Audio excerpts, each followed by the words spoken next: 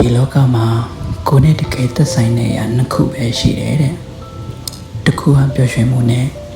ကျန်တစ်ခုကကျန်းမာရေးတာဖြစ်တယ်တခါတလေငါတို့ကဘဝမှာရန်ကြိုးစားနေကြတယ်ဒါပေမဲ့ကိုမကြည့်ဖြစ်တော့မနေ့တွေပင်ပန်းစွာနိုးလာရတယ်ညတွေစိတ်မနာနိုင်ဘူး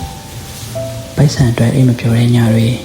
အနာဂတ်အတွက်စိတ်ပူပြီးကိုကျမ်းမာရေးကိုလဲလှယ်လိုက်ကြတယ်တနေ့ကျရင်ခန္ဓာကိုယ်ကမဆောင်နိုင်တော့တဲ့အခါမတို့အောင်မြင်မှုတွေကဘာမှအသုံးဝင်တော့အဲ့ဒီအချိန်မှာတည်လာတယ်ဘဝအတွက်အရေးကြီးဆုံးကပတ်စံမဟုတ်ဘူးလူတွေထင်နေတာလည်းမဟုတ်ဘူးကျမ်းမာခြင်းနဲ့ပျော်ရွှင်မှုပဲဖြစ်တယ်ဆိုတာနာမကျမ်းဖြစ်တဲ့နေ့ပျော်ရည်နိုင်တဲ့စကားတစ်ခုအိမ်ပြန်ခြင်းနဲ့စိတ်တစ်ခုဘလောက်တန်မိုးရှိရဲဆိုတာအဲ့ဒီအချိန်မှာသိလာရတယ်ဒါကြောင့်ဒီနေ့ပဲကိုနည်းနည်းလေးဖြစ်ချစ်ပါကိုစိတ်ကိုပင်ပန်းစေမဲ့ဘဝထဲမှာကိုမဆုံးရှုံးပါနဲ့